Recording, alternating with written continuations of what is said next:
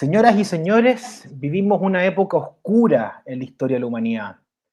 La gran civilización de Occidente se desmorona a ojos vistas, cae por el envilecimiento de la población, la pérdida de los valores tradicionales, la dictadura del wokismo en los medios de comunicación y en las universidades.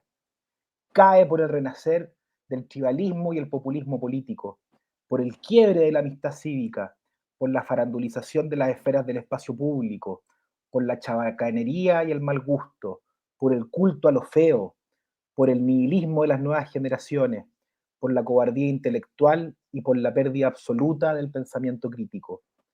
El rey se pasea desnudo, señores y señoras. Pero no se preocupen, porque en este canal y en este programa esperamos ser una farola en la penumbra, una flor en el pantano. Bienvenidos a Crónicas de Wilson. ¿Cómo están, profesores Galá y profesor Zafirio? Muy bien, aquí estamos. Buenas noches.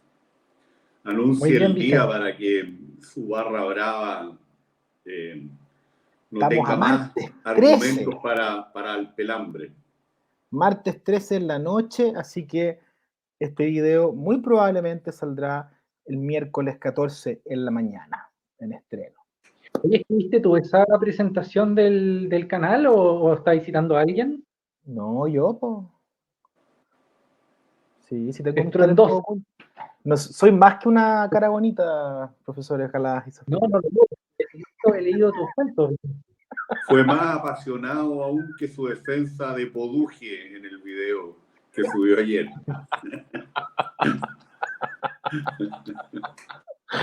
Está bien. El día de hoy vamos a hablar sobre el tema de Maduro.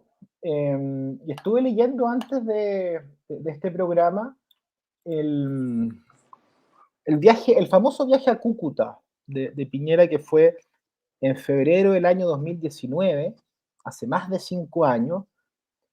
Y yo recuerdo desde mi experiencia cuando estaba viendo esto, digamos, en la televisión, me daba la sensación, a mí y al resto que me acompañaba, que se veía cerca la caída de Maduro, como que uno pensaba que no le quedaba mucho. Ya han pasado ya 5 años desde aquel episodio, Maduro ha aguantado, en gran medida, creo yo, gracias a la ayuda de la inteligencia cubana, que es muy profesional y que lleva 60 años en el poder, dicho sea de paso, y tuvo elecciones hace algunos días, hace unas semanas. Pensamos también que iba a caer y se está diluyendo la cosa. El gobierno chileno, Boric principalmente, hizo una declaración, fue uno de los primeros, hay que reconocérselo, en donde manifestaba su preocupación por el tema y ponía dudas respecto de la legitimidad de la elección. Y han salido voces también en el Frente Amplio que de frentón hablan de un fraude electoral por parte de Maduro, pero que eso no daría paso necesariamente a que se proclame a Edmundo González como el presidente de Venezuela. Así que así están las cosas. Pareciera haber un quiebre silencioso quizás en el gobierno a raíz de este tema. Y eso es lo que vamos a analizar el día de hoy.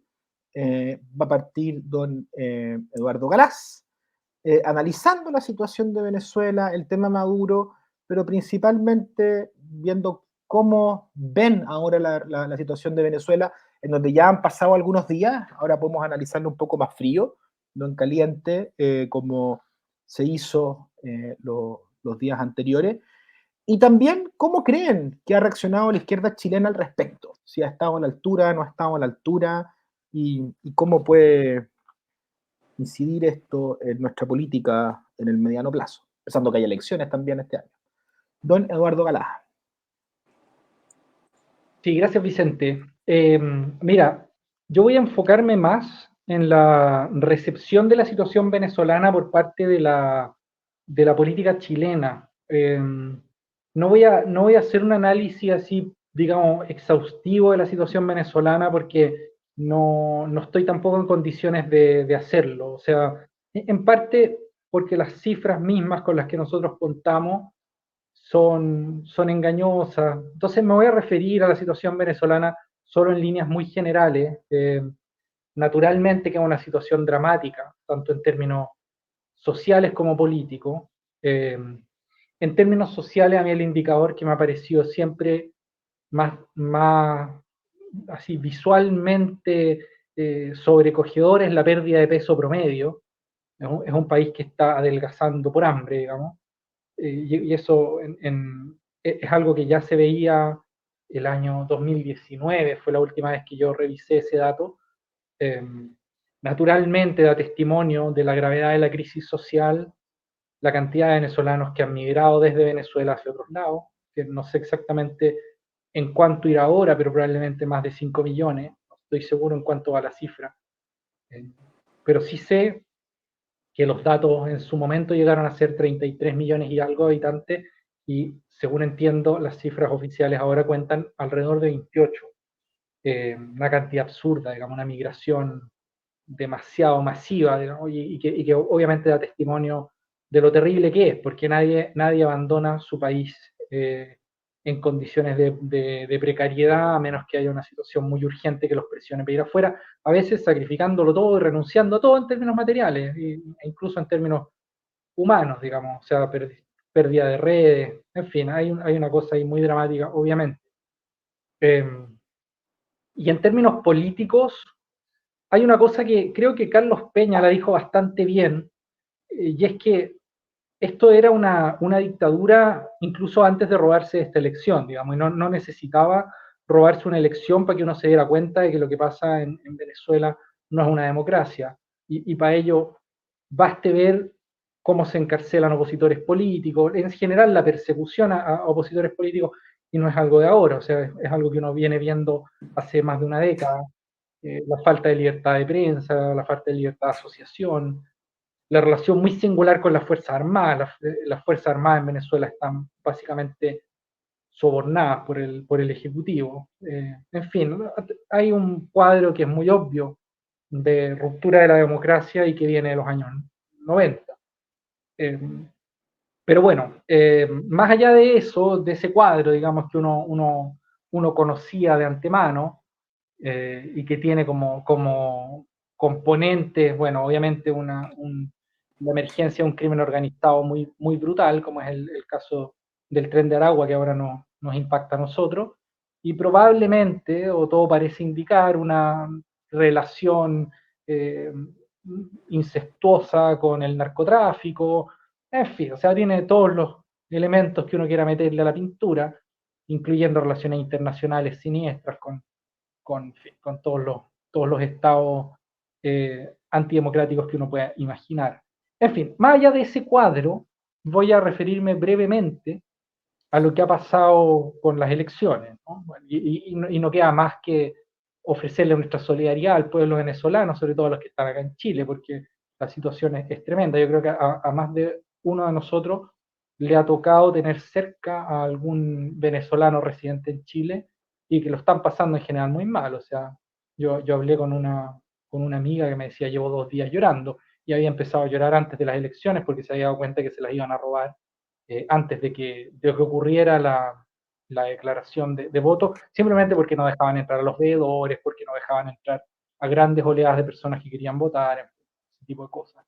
Y en ese sentido, la manipulación de la elección no empieza con el no reconocimiento de la victoria, que a estas alturas parece bastante obvia, de González, sino que empieza con ese otro tipo de cosas, ¿no? O sea, impidiendo a la persona ejercer su derecho a voto, porque dado que son sospechosos de opositores, mejor que no voten, impidiéndole a los veedores no alineados de antemano con el régimen que entraran.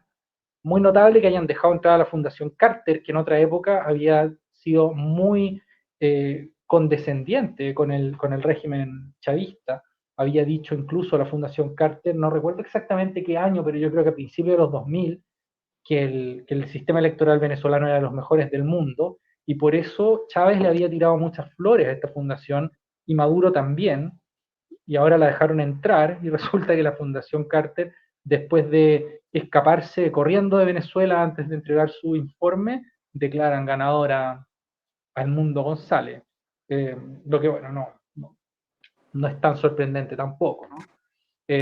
A mí me parece que en todo caso, la prueba definitiva de que acá hay un fraude tiene que ver con los números mismos que entregó el Consejo Electoral, porque si uno les pedía un poquito más de decimales se da cuenta de que eran números redondos. O sea que ni siquiera el fraude fue bien montado, es como que quisieron elegir un cierto porcentaje sin tener ninguna idea de estadística, eligieron ese porcentaje exacto, inventaron la cantidad de votos que correspondía a ese porcentaje y por lo tanto se dio el milagro estadístico absoluto de que los tres grupos electorales que evaluaban, que eran Maduro, González y otros, todos tenían 6 ceros consecutivos en su porcentaje de votos, lo que es por supuesto completamente imposible y completamente absurdo, y además es una especie de, ¿cómo decirlo? Entre todas las cosas fraudulentas es la más ordinaria,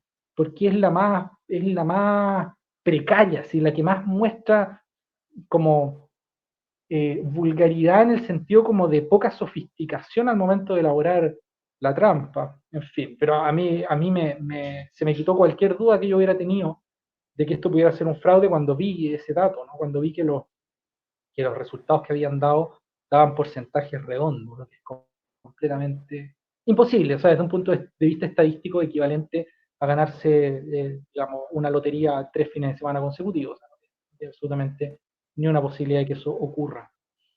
Bueno, y obviamente el hecho de que se nieguen a entregar las actas, que se hayan negado a entregar las actas, eventualmente van a entregar algunas, pero naturalmente ya esto es irrelevante, o sea, ya no las entregaron a tiempo.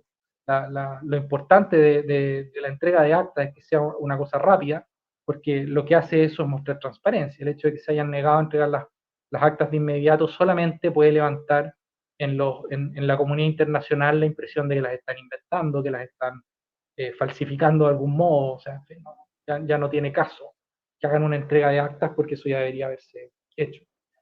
Pero bueno, ese es el escenario, ese es el escenario. Y frente a ese escenario, sí, es verdad que el presidente Boric nuestro tuvo una primera reacción que está bien, que fue inmediatamente pedir, pedir transparencia en la entrega de los resultados electorales y decir, discúlpeme, presidente Maduro, pero estos resultados que están reportando son poco creíbles. Eso está bien. Ahora, también hay que decir que esto es muy básico, a mi juicio, como para ser demasiado condescendientes con el presidente Boric, que después de esa primera declaración ha sido más bien discreto y silencioso frente a lo que está pasando. Es decir, cuanto más se agravaba el cuadro del fraude electoral en Venezuela, más silencioso se iba poniendo el presidente Boric, y eso no es tan buena señal tampoco, ¿no? Quiero decir, está bien que Boric haya reaccionado así al comienzo, pero tampoco es para hacerle un monumento a un presidente de la República que le pida al Estado vecino que transparente los resultados electorales, o sea, en el fondo transparentar los resultados electorales y mostrar las actas es absolutamente un minimorum, digamos, ¿no? de la conducta democrática. Es como que vayamos a felicitar a Boric porque le pida a Maduro que no haga encarcelamientos sin juicio, digamos, o sea, una cosa que es demasiado mínima como para alegrarnos demasiado.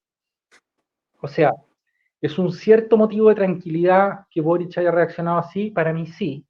A mí, digamos, me tranquiliza en cierto modo saber que al presidente Boric le importa no mimetizarse con la izquierda autoritaria latinoamericana y que para él algo así como no ser inmediatamente identificado con regímenes autoritarios, dictatoriales, es algo relevante, que lo hace desalinearse y lo hace probablemente haber estado desalineado del chavismo durante todo este tiempo.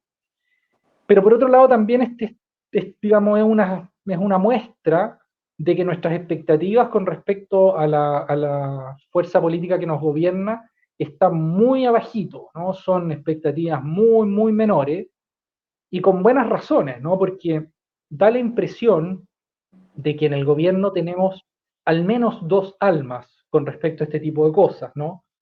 El presidente Boric, y no les obliga a la señora Marta Lago, representan una de ellas. La señora Marta Lagos se ha quemado pegándole a distintos personajes por no denunciar con claridad el fraude electoral y la dictadura, digamos, así, como diciendo, oye, pensaba que tú eras demócrata. En fin, hay dado que hemos chaqueteado harto a la señora Marta Lagos en este programa, o yo personalmente lo he hecho, me siento obligado a rendirle tributo por esta actitud suya de respeto a la institucionalidad democrática continental. Bueno, hay un sector, digamos, del gobierno que tiene esa aproximación a la democracia, que al menos le presta atención, digamos, digamos así, a las instituciones formales de la democracia, y no están dispuestos a pasarlas a llevar sin más. Pero claro, en parte, las aprensiones que uno podía tener con respecto a cómo iba a reaccionar el gobierno chileno, y que yo sigo teniendo, y es a esto a lo que acudo cuando digo que los silencios posteriores del presidente Boric me han gustado menos que su reacción inicial, es porque hay otras fuerzas en el gobierno que están claramente alineadas con estas organizaciones dictatoriales y que no tienen ningún compromiso con la democracia ni en Venezuela, ni probablemente tampoco en Chile. Jorge Fábrega lo expresó también de manera elocuente esto en un tuit. Aquí ya no estoy hablando ni siquiera de una columna, pero Fábrega ponía que, mira, si usted cree en las credenciales democráticas del PC, probablemente sea demasiado candoroso, porque es probable que ellas se funden en la afortunada circunstancia de que simplemente el Partido Comunista Chileno nunca ha tenido suficiente poder como para ponerlas a prueba. O sea, para poner a prueba si es que están disponibles o no para llevarse la pelota para la casa para siempre, que es lo que está intentando hacer el chavismo, y no tienen ninguna preocupación, digamos, estoy pensando en Maduro y en Cabello, de baladronear con respecto a esto, o sea, de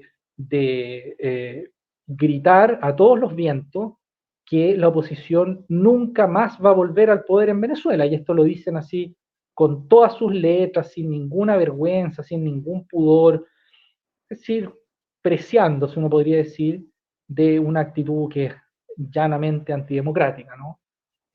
Y claro, da la impresión de que ni hablar del señor Artés y esta gente más pintoresca, que fueron además invitados a Venezuela como veedores, o la señora Oliva, pero el Partido Comunista chileno, pues que tiene un partido importante, un partido con tradición, con influencia en el gobierno, y que tiene una actitud completamente condescendiente con la dictadura. Y la tienen con las dictaduras norcoreanas y, en fin, o sea, de todos lados del mundo, y cubana, ahí, digamos, todas esas relaciones internacionales del Partido Comunista nos muestran una y otra vez el carácter completamente instrumental de la democracia para sus fines. Hay una columna que publicó Pablo Iglesias, el líder aún, diría yo, de Podemos en España, que es profundamente cínica, la publicó al día siguiente o 2 días después de las elecciones en Venezuela, profundamente cínica, pero también muy iluminadora, porque él dice con todas sus letras que la adhesión a las democracias liberales es menos relevante que el posicionamiento geopolítico de las distintas organizaciones. Es decir, no se sorprenda a nadie, dice él, con que la izquierda española y la izquierda de distintas partes del mundo esté alineada con el presidente Maduro, porque incluso si uno es demócrata, es más importante que ese compromiso con la democracia, dice Pablo Iglesias, es el hecho de estar geopolíticamente alineado. O sea, básicamente es decir, mira, presidente Putin, el presidente Maduro, el Estado chino, son de los nuestros, ¿no? Están a este lado del río.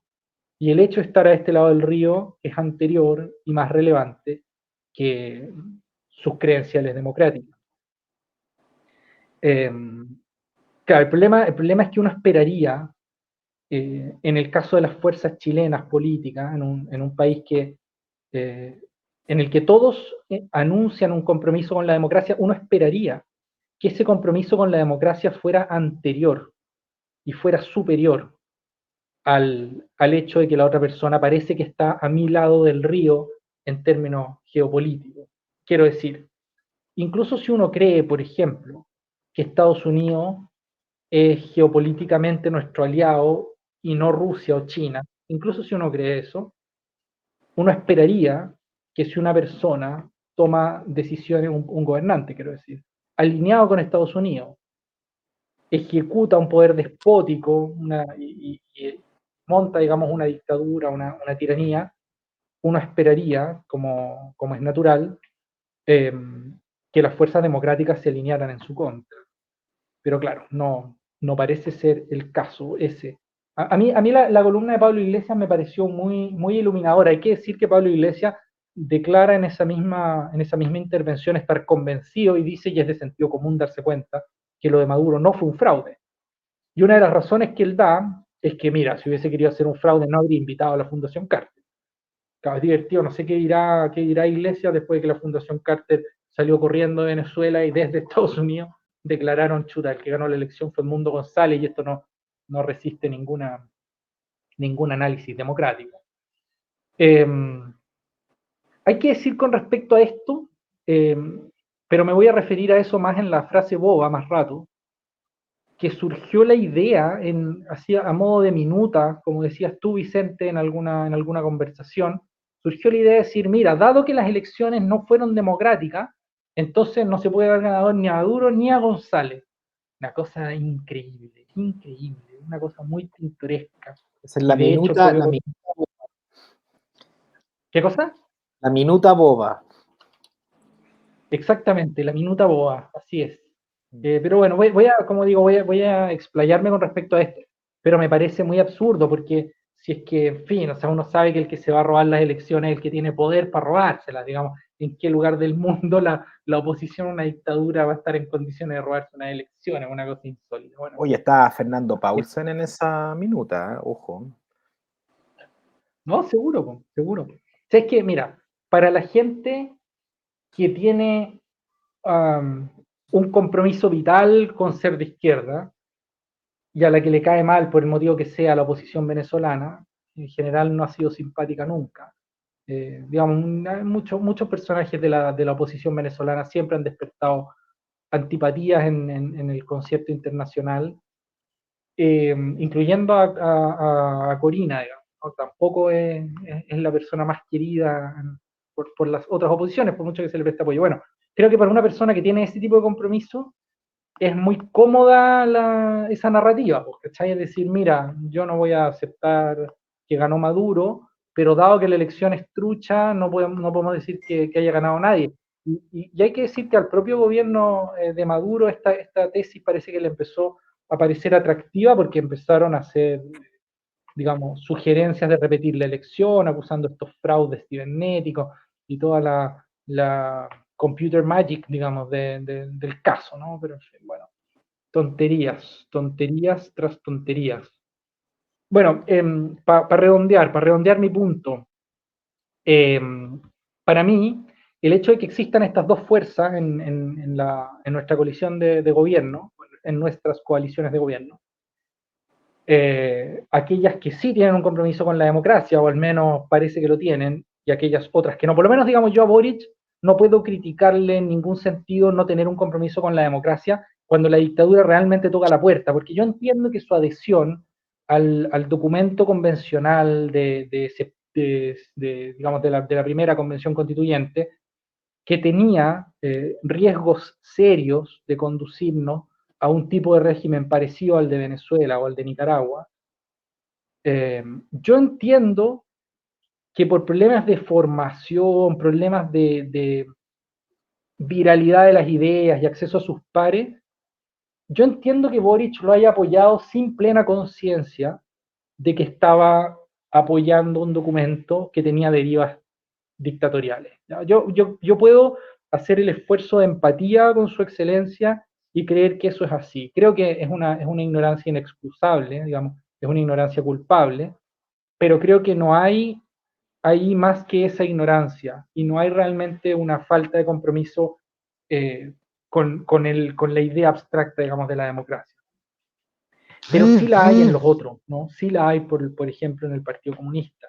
Y el Partido Comunista tampoco es lo más disparatado que hay en las fuerzas de gobierno. En el Frente Amplio hay otras organizaciones que pasan un poco más sopladas que Convergencia y que Revolución Democrática, algunos cuadros de hecho, dentro de esas mismas organizaciones y algunos partidos completos, tipo comunes, a mí no me cabe duda que el compromiso democrático es aún más precario, digamos, que hay gente que está dispuesta a abrazar cualquier aberración institucional con tal de imponer agendas que yo creo que ellos mismos no sé si las tienen tan claras, o más bien que hay así como una especie de tirria antiburguesa de alguna manera y que los lleva a empujar una agenda más cultural que política. Bueno, para mí es dramático tener un gobierno y tener una fuerza política gobernante que no da garantías de que no va a devenir en tiranía.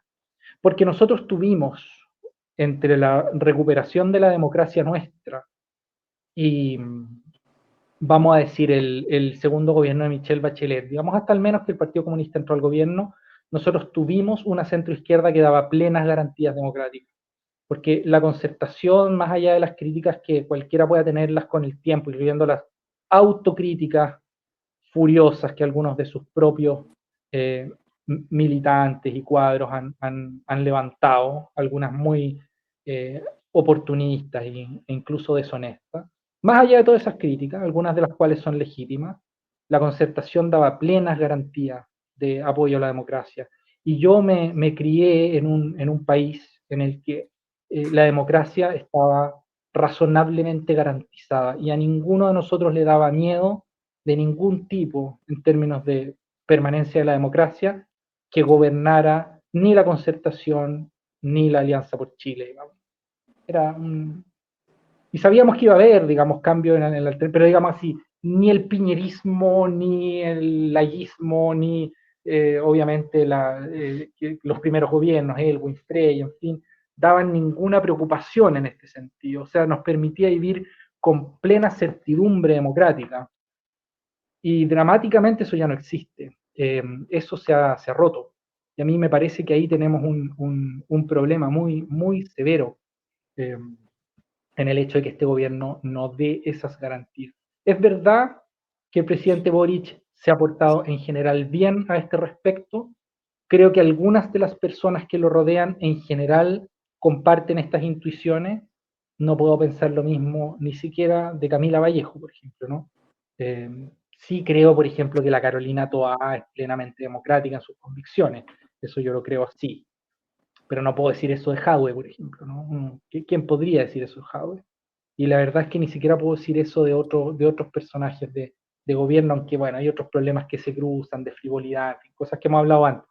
Pero mi opinión en general es esta, o sea, es que grosso modo el gobierno en la persona de Boric se ha portado bien, no demasiado bien tampoco, y las dudas que siembran sus colaboradores son sumamente preocupantes para el futuro político del país completo. Muchas gracias, profesor Galaz. De acuerdo, solamente con un matiz. Yo no me olvido del rol que tuvo el presidente Boric, no solo apoyando la propuesta de la nueva constitución, sino que liderando cual vocero en la campaña. Y eso estaba reñido, digamos, con su rol. Y se podría haber catalogado como intervencionismo electoral. Ahí también hay una delgada línea, digamos, con los respetos a la institución democrática. Pero bueno, son interpretaciones. Profesor Zafirio, ¿qué nos puede decir al respecto? Mira, quiero partir, porque lo contrario se me va a olvidar, haciendo una pequeña glosa a los juicios de Eduardo y los dichos o los escritos de Iglesias. En uno de los prólogos al Capital, Carlos Marx, que era un polemista genial y que manejaba todo el estado del arte de la economía política de su tiempo, hace referencia ya no a lo que él llamaba los economistas vulgares, ¿eh? los economistas burgueses vulgares, para distinguirlo obviamente de las grandes cabezas como Adam Smith, David Ricardo y probablemente Stuart Mills. Y a propósito de algunos profesores alemanes que habían salido a criticarlos, simplemente se refiere a ellos como los espadachines del dinero. Bueno, Iglesias es un corrupto y el Estado venezolano actual es una narcodictadura. Y esto hay que tenerlo muy presente porque estamos en presencia de algo que es mucho más sórdido y menos ideológico de lo que pueden haber sido dictaduras de izquierda latinoamericana, que la verdad las cosas no se diferencian tanto de las dictaduras de derecha. El caso de los Castro en Cuba, bueno, eso podría haber sido la familia Somoza o Trujillo, o cualquiera de las grandes dictaduras caribeñas, con una racionalización ideológica, en este caso de izquierda, pero los estilos son los mismos.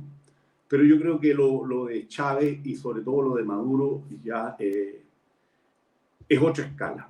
Y los mercenarios coimeados como Iglesias y Monedero, y creo que también Zapatero a estas alturas, que está con un silencio que es cómplice, no son los únicos, incluyendo políticos chilenos. O sea, el PC defiende a esta dictadura desde siempre,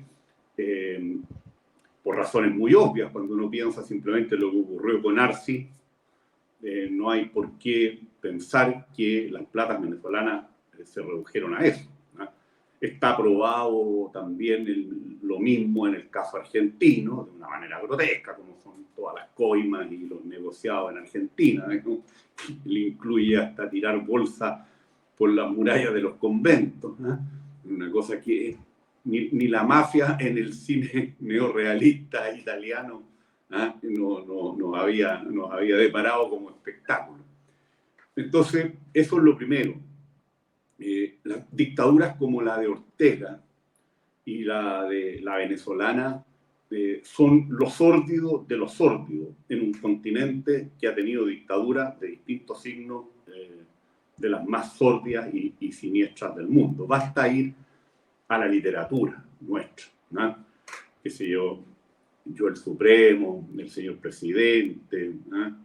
El otoño del patriarca, por nombrar algunas obras que retratan esto, bueno, y delincuentes como Maduro y delincuentes como Ortega son a quienes nos toca sufrir hoy día, ¿no? Pero en un continente donde este tipo de personajes han pululado, ¿no?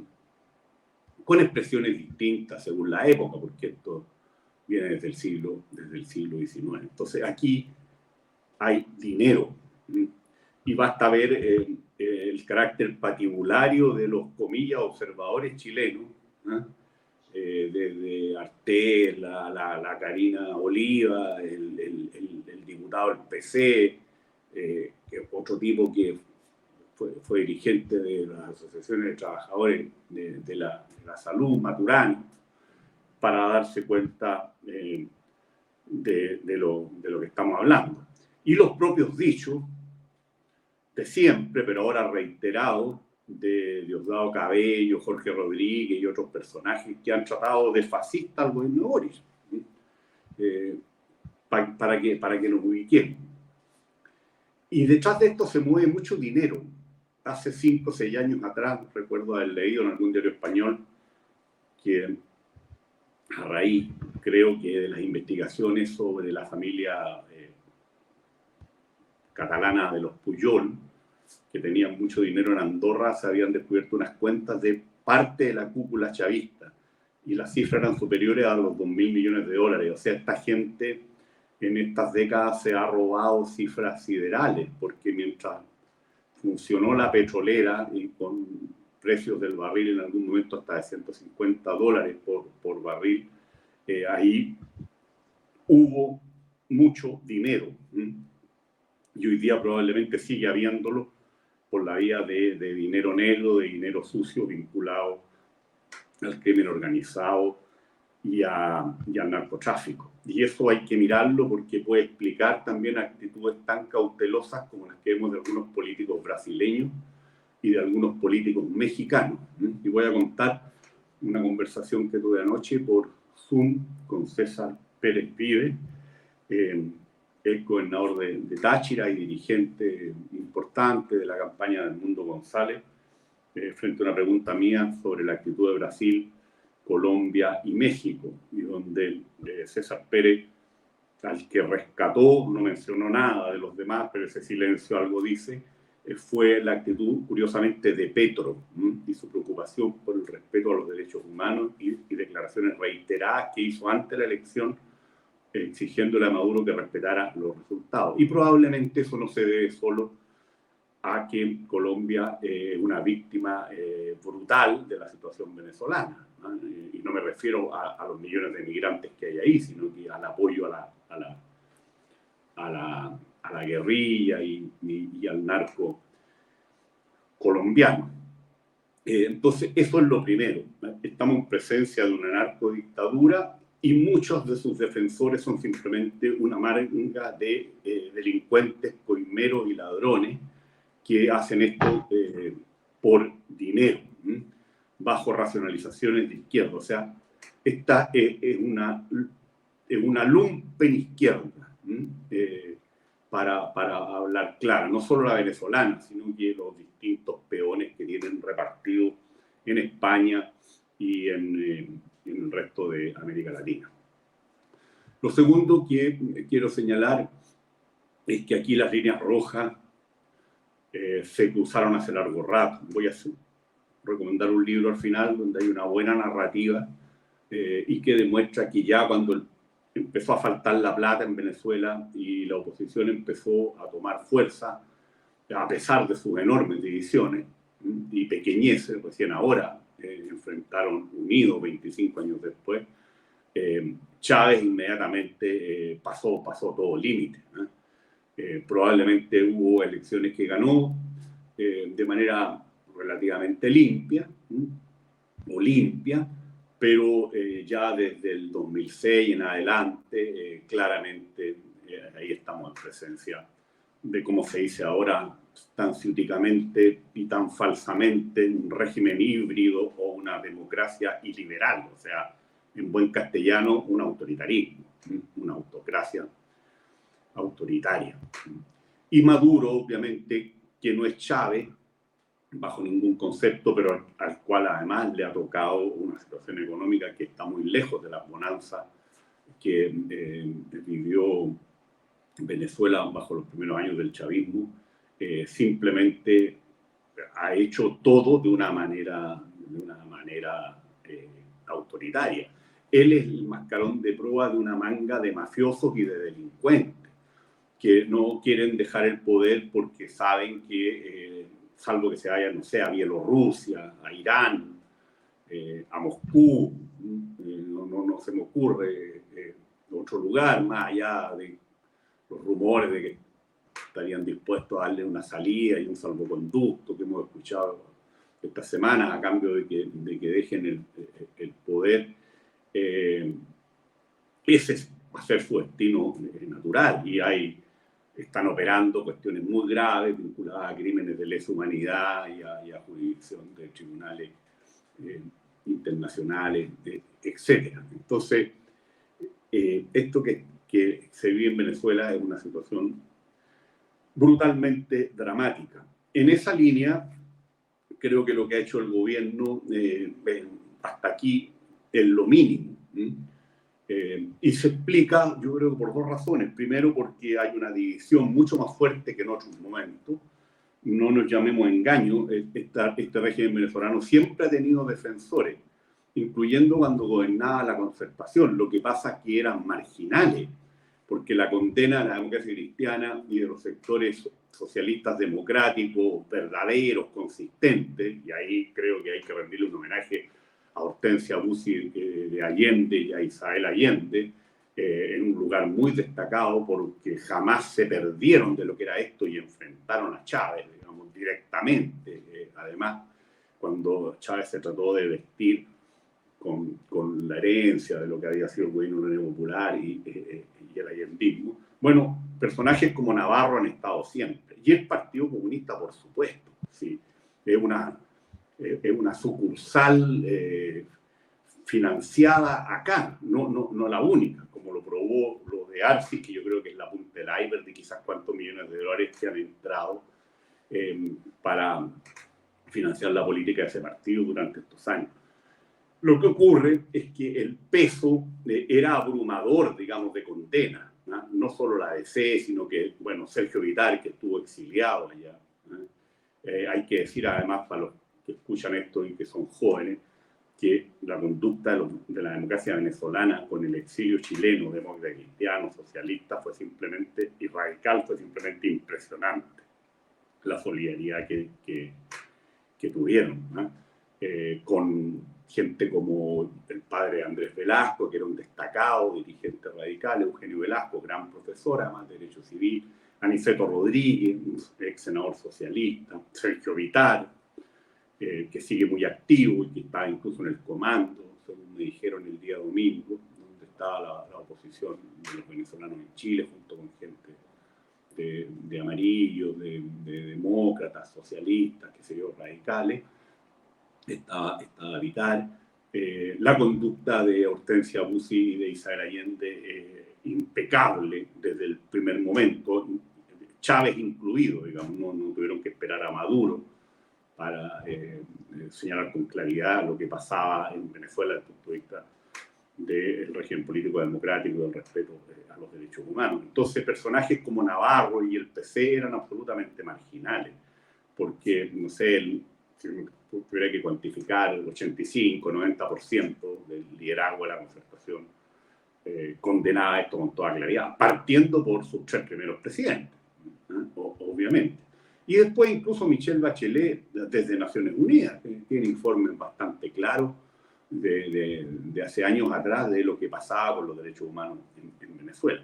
Pero esa situación hoy día ha cambiado, ¿no? La correlación de fuerza es distinta. No es solo el PC, yo creo que Comunes completo está detrás de eso.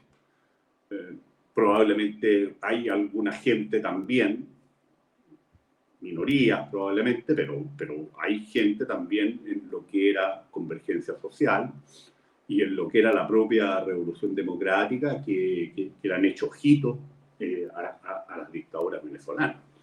Ya además estamos en presencia de una situación continental muy complicada. Más allá de estas semanas negras, ¿no? Para esta izquierda lumpenizada, ¿no? Por lo que pasó en Venezuela y por la situación del expresidente argentino, ¿no? Que cada día se destapa una cuestión más brutal y más escandalosa, ya no solo vinculada a eventuales figuras de corrupción, y de una especie de vida libertina antirrepublicana usando los palacios de gobierno, para su encuentro amoroso, ridículo además. Está bueno la situación brutal de la golpiza reiterada que al parecer le daba a una expareja que además es madre de uno de sus hijos y de la cual incluso se señala que la golpeaba estando embarazada.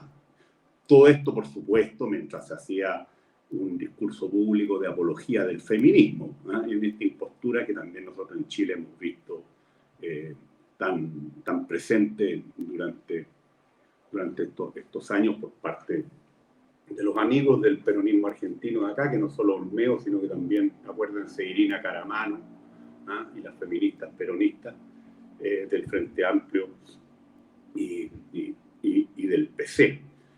Entonces, más allá de estos hechos que obviamente han complicado a esta izquierda lumpenizada en América Latina, defensora de Ortega, del chavismo, antes de Correa, de los Kirchner, que trata de convencernos de que el PT y Lula gobernaron de manera honrada, digamos, contra evidencia evidente y obvia de cómo exportaron la corrupción por el resto de América Latina comprándose a presidente de la República en varios países, en el caso peruano a 5 consecutivos, por poner uno de los ejemplos más dramáticos, y todo eso con el apoyo de Itamaraty, digamos, y de la política exterior de los gobiernos de izquierda en Brasil, el cuadro hoy día es muy complejo, ¿no? Es muy complejo. Por el populismo mexicano que se acaba de reelegir, ahí la señora que va a asumir como presidente hizo unas declaraciones muy, muy complicadas. El Lula ha sido muy cuidadoso, y yo creo que no solamente porque es obvio que el PT simpatiza, como lo ha señalado expresamente, con el régimen de Maduro, al cual llamó a que se reconociera su, comillas, triunfo electoral, sino que por quizás qué tipo de negocios han hecho políticos de izquierda brasileños y mexicanos con el régimen de Maduro. ¿Ah? Para que nos saquemos la venda de los ojos y por eso partí con esta frase de los espadachines del dinero de Carlos Marx, tan certera, para explicar por qué los profesores o algunos profesores de economía alemanes escribían libros, negando lo evidente sobre las lacras del capitalismo del siglo XIX. Entonces, el cuadro interno y el cuadro externo en América Latina es complejo. Y por eso es que a uno le parece absurdo seguir pidiéndole actas, como se dijo aquí, a estas alturas, a Maduro. O sea, dejémonos de cuento, estamos a más de 2 semanas de la elección, es evidente que esa elección se la robaron. Yo personalmente estaba convencido que se le iban a robar, porque creo que es un Estado que está formado por una camarilla de delincuentes, y ese tipo de gente no suelta la presa, porque lo que está en juego es demasiado grande, más allá de los apoyos de países como los chinos, los iraníes, los rusos, los coreanos del norte, el delincuente de Bielorrusia, etc.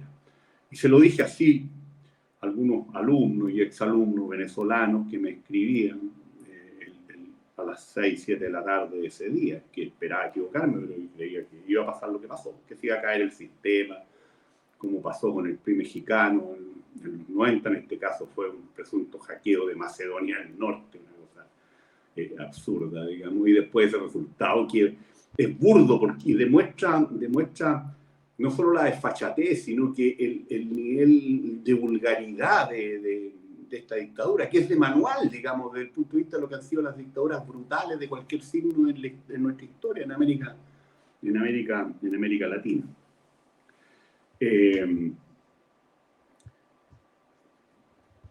Creo que se puede hacer poco a estas alturas, sin perjuicio que la presión internacional es positiva. Acabo de leer una declaración de la Secretaría General de Naciones Unidas que va en la línea también de señalar lo evidente, digamos, que estamos en presencia de elecciones que no tienen nada de limpias ni de transparentes. Desconfío de que México y Brasil estén disponibles para ayudar de verdad a una transición rápida a la democracia. Creo que ahí hay sectores políticos que quizás redes y negocios de todo tipo tienen con el régimen venezolano. Me llamó la atención, como dije, en los juicios de este opositor venezolano importante, César Pérez Vivas, sobre la actitud de Petro, que no se explica solamente, al parecer, por el problema de que ellos están directamente afectados, como estamos el resto de Sudamérica, por la situación venezolana, sino que, al parecer, por un convencimiento sincero de que ahí se deben respetar los derechos humanos. Le ha pedido a Maduro reiteradamente que se reinserte y acepte el sistema interamericano de derechos humanos, según señalaba ayer Pérez Vivas, durante todo este tiempo, y además reiteradamente, me tocó verlo, además leerlo, pidió que se respetara la voluntad popular en estas elecciones que terminaron robándosela. Creo que vamos a ver actitudes de mucho oportunismo por parte de sectores del Frente Amplio, que ya lo estamos viendo, pero ahí yo creo que más que una toma de conciencia real, sincera, consistente, como ocurre con esta gente que cambia de posición pero sin dar razón ni fundamento de sus dichos, tiene que ver con que hay elecciones y con que al parecer las encuestas muestran un brutal repudio de los chilenos a lo que ha pasado en Venezuela. Y no puede ser de otra manera, porque Eduardo señalaba el caso de una amiga, ¿cierto? Que llevaba 2 o 3 días llorando a raíz de este fraude, y Vicente movía la cabeza. Bueno, hay entre 700.000 y 800.000 venezolanos en Chile. Yo he interactuado con ellos esta semana, y el impacto de eso es enorme, y es lo que puede explicar que sea una absoluta minoría en este país tan cretinizado cívicamente, los que afortunadamente en este caso parecen atinar, ¿no? Con un rechazo superior al 95%, ¿no? en algunas encuestas. Eso es por el contacto cara a cara con venezolanos, ¿no? Que están siendo una especie de Pepe Grillos de la conciencia democrática de un país bastante golpeado, diría yo, en sus convicciones cívicas. Pero bueno, un efecto positivo más del exilio venezolano, que no son solamente el tren de Aragua, ¿no? Hay que decirlo con toda claridad, y que políticamente han sido víctimas de esta dictadura, y por eso hicieron todo lo posible por los gobiernistas porque no votaron en estas elecciones municipales, digamos, ¿no?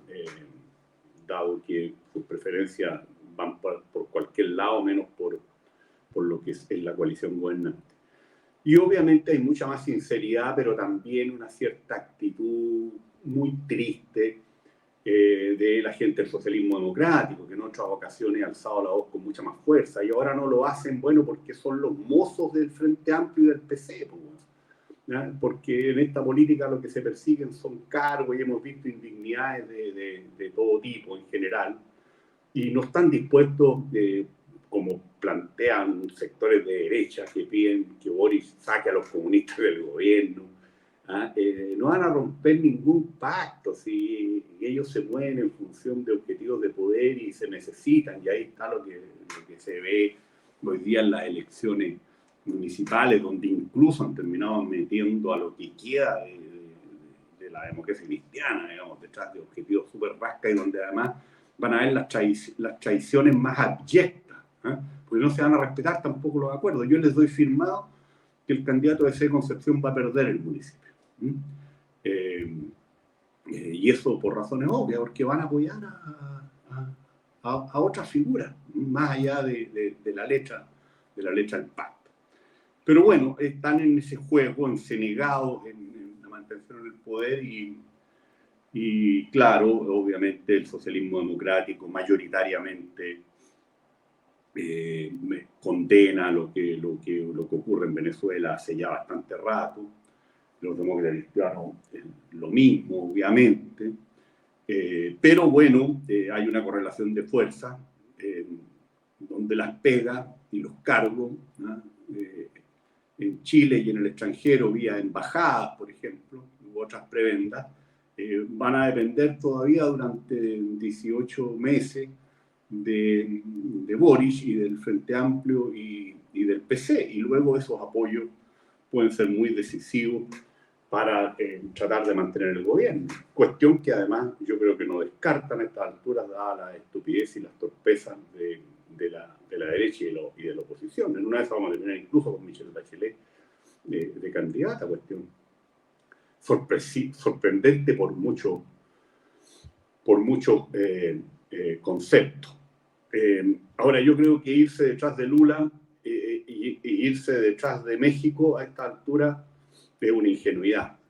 Eso podría haber sido razonable quizás la primera semana, pero a esta altura yo tengo la sospecha de que ahí va a haber cualquier operación del tipo de la que señalaba Eduardo, por ejemplo, de repetir la elección, etcétera, para tratar de darle tiempo al régimen de Maduro, que ya incluso si reconociera que pierde tendría hasta enero, ¿no?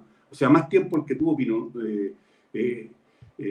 Pinochet cuando cuando se ganó la elección presidencial, menos que cuando se ganó el plebiscito, porque tuvo un año Pinochet, que hasta algunos fascistas de ayer, de hoy y de siempre han aprovechado de tratar de santificar, digamos, olvidando que fue Lee el que tiró el mantel, digamos, y Onofre Jarpa y Alamán, ¿eh? Pero Pinochet está en las mismas que estaba Maduro, de una manera un poquito menos burda, pero tenían hasta La Nación impresa diciendo que había ganado el sí, digamos, y les pasaron ahí un texto legal, Sergio Fernández, esa noche para que los miembros de la Junta lo firmaran. Estaba todo redactado, ni Cardemil hizo el loco, etc. Esta es una nota al pie de página, pero como sé que este programa lo ven algunos jóvenes, que espero que tengan todavía algún grado de reflexividad, agrego esta nota al pie de página para que no santifiquemos a nadie, sobre todo cuando no corresponde. Entonces estamos en este cuadro muy complejo y la presión internacional yo creo que es importante, pero a esta dictadura finalmente la van a sacar los venezolanos. Y sobre esto, a pesar de que el cuadro es muy complicado y negro, no lo es absolutamente. Y lo es menos paradojalmente que hace 2 semanas atrás. ¿Por qué? Porque Maduro perdió la elección por paliza. Y eso hoy día lo sabe toda Venezuela, incluyendo los militares, que por razones santas y no santas también tienen que estar tomando nota de que esto puede ser mucho más feble de lo que tratan de aparentar Diosdado Cabello y los otros cuando dicen gobernaremos a detento. Eso no necesariamente va a ser así. Y los militares lo deben estar sobre la cúpula militar, además, que es la corrompida por este régimen y la leal. Pero pasaron cosas muy importantes. Por ejemplo, los militares permitieron que la oposición se quedara con las actas, y tienen actas de un 85% de las mesas, o sea, fue una minoría de los militares los que aceptó la instrucción de no entregar las actas. Y fue una minoría de militares que estaban en el control del proceso los que aceptó expulsar de los locales a los veedores de la oposición, que fueron quienes se quedaron con las actas. Y además, en muchos lugares en donde la votación era militar, Maduro perdió en las urnas. No solo perdió en todos los estados, sino que también perdió donde hubo voto militar, porque los militares están autorizados en Venezuela para votar. Esto yo ya lo sabía, pero lo volví a escuchar ayer. Y como se dijo también ayer, citando a un político venezolano, los militares, a propósito de Pérez Jiménez, otro dictador de la década de los 50, los militares son fieles hasta el día antes en que dejan caer a un régimen. Y creo que las probabilidades de que estos militares o esta cúpula militar pueda seguir manejando, como ha manejado durante décadas, el apoyo al régimen, hoy día son menores, dado lo que hizo la oposición venezolana, que fue muy notable. Se unieron y fiscalizaron y ahí están con las actas. Se demoraron, mucho más de lo que uno hubiese querido, pero bueno, finalmente en esta ocasión atinaron y ojalá que sigan así, porque es la única manera que tienen. Sin unidad no van a salir de ese régimen. Y gracias a eso creo que las probabilidades que desde el interior de Venezuela se activen los mecanismos para que este régimen de delincuentes de una vez por todas caiga son más altas, pese a lo negro que parece el panorama, de que ese régimen se acabe lo más rápidamente posible y Venezuela pueda recuperar una democracia política que nunca debió haber perdido, porque durante algunas décadas, en un cuadro muy siniestro en América Latina, incluyendo el nuestro, bajo una dictadura, bueno, Venezuela fue un asilo contra la opresión, como dice nuestra canción nacional. Entonces es muy triste lo que ha ocurrido y ojalá esto se acabe luego. Y por supuesto los comunistas y parte de la izquierda frente amplista y algunos mercenarios del socialismo democrático, minoritarios, digamos, o ex miembros del socialismo democrático, para ser más claro, seguirán apoyando esto como los comunistas apoyaron todo en el siglo XX, desde Berlín en 1953 hasta Afganistán y Polonia en los 80, pasando por Hungría, Checoslovaquia y Polonia 2 veces. Y ahí están apoyando al delincuente de Maduro, al delincuente de Ortega, y a esa dictadura siniestra de los Castro en Cuba, que lleva ya 65 años. Muchas gracias, profesor Zafiro, por el análisis. Ojalá, ojalá que la cosa acabe pronto. A veces se pierden las esperanzas cuando estas cosas se congelan también, como han sido los últimos días, pero puede ser también que existan muchas negociaciones también por debajo de las cuales no tenemos sí, pero conocimiento. hay que confiar en lo que pueden hacer los norteamericanos y la Unión Europea. Sí, y eventualmente los colombianos, pero olvídense, es mi opinión personal, digamos, de Brasil y de México a esta altura. Yo no les creo nada ni a Lula, ni al partido de AMLO, ni a sus sucesores. Así es. Así es. Y vamos ahora, señores, a la frase boba de las últimas semanas.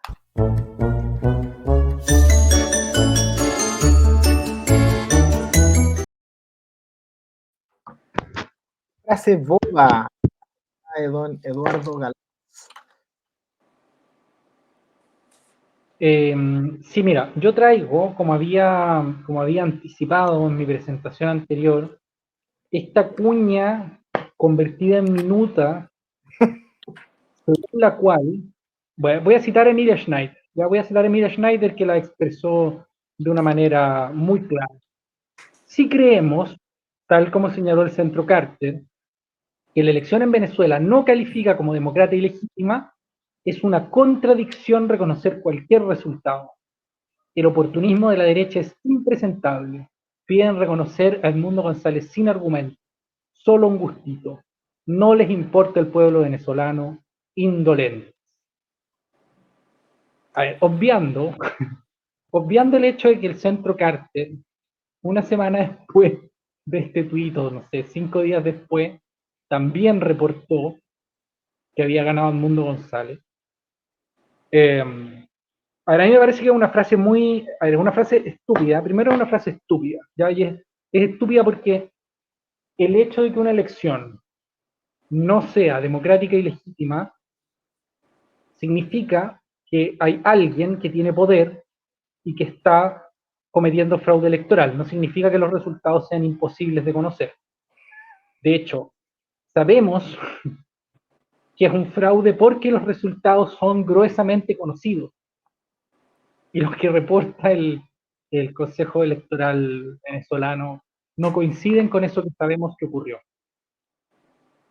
Ahora, más allá de la tontera, digamos, o sea, y que desmiente el propio hecho de que el Centro Carter, después, que es la misma organización a la que cita a Schneider, el propio Centro Carter después diga, mira, claro que aquí ganó Edmundo González. Bueno, más allá de la estupidez del argumento, que obviamente no se sostiene por ningún lado, e incluso más allá de que esta frase omite que en una situación de autoritarismo, quien comete fraude es el gobierno, es el oficialismo, digamos, por definición, y es como así, mira, aquí parece que hubo un fraude, pero quién sabe qué pasó, digamos, quién sabe quién fue. Obviamente cuando hay un fraude lo está cometiendo el oficialismo. Bueno, omitiendo todos esos aspectos, me parece una frase vilmente deshonesta, vilmente interesada. Es como decir, mira, yo me estoy robando una elección, me estoy llevando la pelota para la casa, dado que me la robo y que me llevo la pelota para la casa,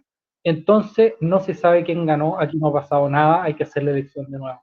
Es un nivel es reírse en la cara de mucha gente, esta minuta, y como decíamos, o sea, yo pongo acá el ejemplo de lo que dijo Schneider, pero esta es una idea que se la leí a 7 u 8 personas distintas por distintos medios. O sea, una idea que se convirtió efectivamente como en tesis política. Mira, ya, no está colando que ganó Maduro, bueno, entonces digamos que no se sabe qué pasó y que esto fue raro. Esto sumado a esta idea de fantasía de que había como una operación cibernética destinada a vulnerar la elección. A mí me parece una canallada, me parece una vileza. Más encima, que cierre esta persona el argumento diciendo no les importa el pueblo venezolano, me parece una capa adicional de descaro. O sea, porque es claro que es una frase interesada, es claro que es una frase que desconoce un hecho tan dramático como, y que llena de tanta impotencia, sin ninguna duda, a ese propio pueblo venezolano, como el hecho de haberse movilizado con muchos sacrificios para poder votar, personas viajando así, cruzando los lagos, digamos, de manera clandestina, volviendo a sus países, un esfuerzo y una movilización a riesgo de perder la vida. Que no te importe eso ya revela una falta de empatía, que armes este mono y te sumes a esta minuta absurda es otro, y más encima decir que los que digamos, dicen con todas sus letras que hubo un fraude y que ganó el candidato de la oposición, decir que eso es una forma de indolencia y una demostración de que no te importa el pueblo venezolano, ya me parece, en fin de la discusión para mí. Quizás empataron, en una de esas. Perfecto empate. Perfecto empate. El rol de Anthony Downs. El empate perfecto. En una de esas, Pinochet también ganó el plebiscito el 88. Con estos observadores y analistas, todo puede ser posible. Profesor Zafilio, su frase boba. Oye, yo estoy muy contento porque después de meses de buscar alguna frase que no fuera de estos nenes del Frente Amplio para destacar, lo he conseguido. Tengo una de un candidato opositor al gobierno. En realidad son varias, a raíz del hecho. La del señor Sichel, que una vez más ha demostrado que es insaciable a la hora de tratar de sacar partido. No solamente era un candidato municipal itinerante, sino que... Porque, ¿qué ocurrió?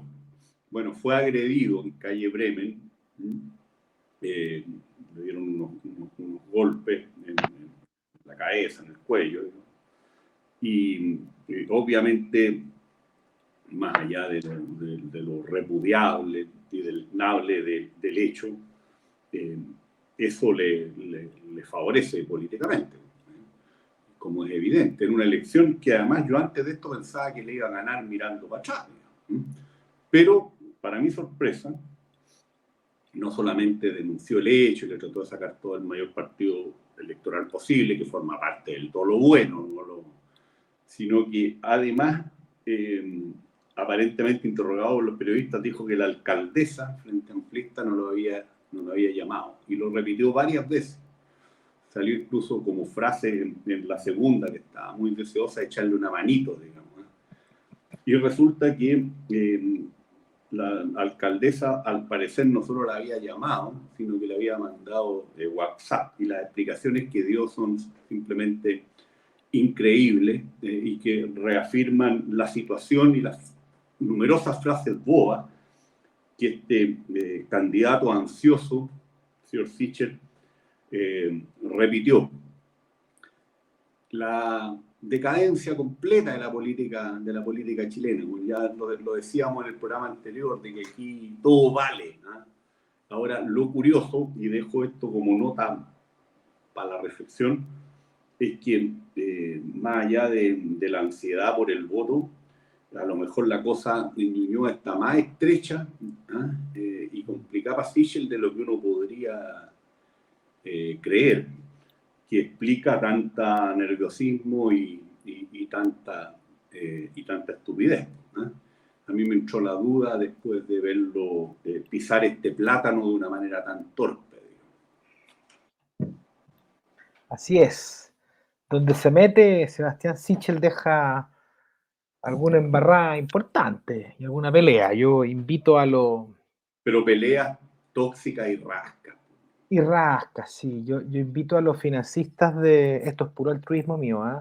A los financistas de Sichel de evaluar quizás la apuesta que hacen por este político. Vamos ahora a la recomendación de libro. ¿Qué nos traen los profesores de lectura?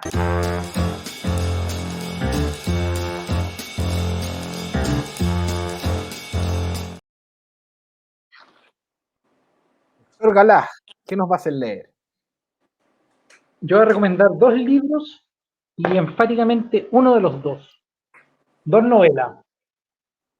La fiesta del chivo, de Mario Vargas Llosa, para quien no la haya leído, Estupenda. y un libro que es mucho menos leído en Chile, y de hecho diría es súper poco leído, y lo mencionó además Eduardo Zafirio en su presentación, yo lo había recordado hoy día también, que es Mi señor presidente Miguel Ángel Asturias. 2 muy buenos libros para sensibilizarnos con respecto al fenómeno de la dictadura latinoamericana, fenómeno dramático y que es bueno no solo mencionar con todas sus letras y llamar con las palabras que procede, sino también es bueno adquirir una sensibilidad afectiva con respecto a lo dramático que es el fenómeno, especialmente para las generaciones que no tuvimos la oportunidad de vivir, digamos, directamente los tiempos de las dictaduras, incluyendo la que me parece que esas 2 novelas son muy buenos elementos para estos tiempos de empatizar con el pueblo venezolano. La fiesta del chivo de Vargas Llosa, señor presidente, de Miguel Ángel Asturias. Ese segundo, una extraordinaria novela por lo demás. Asturias es de los grandes escritores latinoamericanos y en Chile se le lee poco. Ambos premios Eso. Nobel, además. Ambos premios Nobel, en efecto. Asturias hace ya buenos años. Profesor Zafirio, ¿qué nos recomienda para leer? Cómo mueren las democracias. Un libro antiguo ya de Lubitsky y Ziblatt. Acaban de sacar otro. De hecho, el primero va a estar mañana en la Diego Portales a las 11:30, exponiendo sobre el populismo y el riesgo democrático. Mira, este libro, a los ultras de derecha que ven este programa, los alerto, digamos. No lo lean íntegro porque el 95% se escribe contra Trump, alertando contra Trump. Que pueden terminar colapsados y más enojados aún que de costumbre con Wilson Galá y conmigo. Pero léanselo saltadito porque hay varios casos distintos a la situación norteamericana con Trump y hay un muy buen relato detallado y circunstanciado de lo que ocurrió en Venezuela con Chávez y con Maduro. En las primeras páginas, sobre todo, y luego también al medio y al final. Así que ahí van a tener los admiradores de Trump que están suscritos a este programa que hacer una lectura sacando las frutillas, como fue la frase ciútica que dijo Boris. Cherry picking. Eso, que sobre la dictadura venezolana. Pero aquí hay elementos para formarse una opinión de este proceso que lleva ya 25 años y que a lo menos desde principios del 2000 cruzó la línea roja de la democracia hacia el autoritarismo, por supuesto muy agravado también por la crisis económica y luego por la llegada de Maduro, que es un delincuente más tonto y además más pobre que lo que fue Chávez. Cómo mueren las democracias. Muchas gracias, Eduardo, y muchas gracias a los dos por este programa número 34 que venimos haciendo. Les agradezco personalmente por la dedicación, el tiempo, la seriedad y el compromiso con no con la audiencia, digamos, sino que con este espacio. Así que Y la muchas gracias. paciencia, porque usted nos ha señalado que el domingo le falló la señal, porque Me esto falló lo la íbamos a grabar hace 2 días atrás. Me hackearon de Macedonia Desde del Norte. Montenegro, no desde Macedonia del Norte. Igual lo dijo en el video de respaldo a Puge. Ahí se Lo confesó. dije en el, sí, Mira, yo lo escuché, pero eso no se me pasó. Sí, lo dije al final ahí. Te ha ido fantástico con ese video. Con el video de Poduje, sí, pues le achunté Sí. el morbo. Hoy, como Poduje de este programa, démosle nuestro juicio de lo que pasó. Oye. Al final le trataron de pegar una encerrona, pero le hicieron un tremendo favor. Más votos va a sacar después de lo que ocurrió. Así es. Yo creo que está feliz Poduje con lo que pasó. No sé si feliz, pero fue un boomerang. Fue un boomerang, sí, totalmente.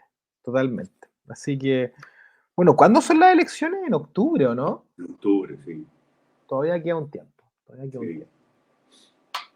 Así que, ya pues señores, pues un abrazo muy grande. Saludos. Saludos, Eduardo, y a todos nuestros auditores y espectadores.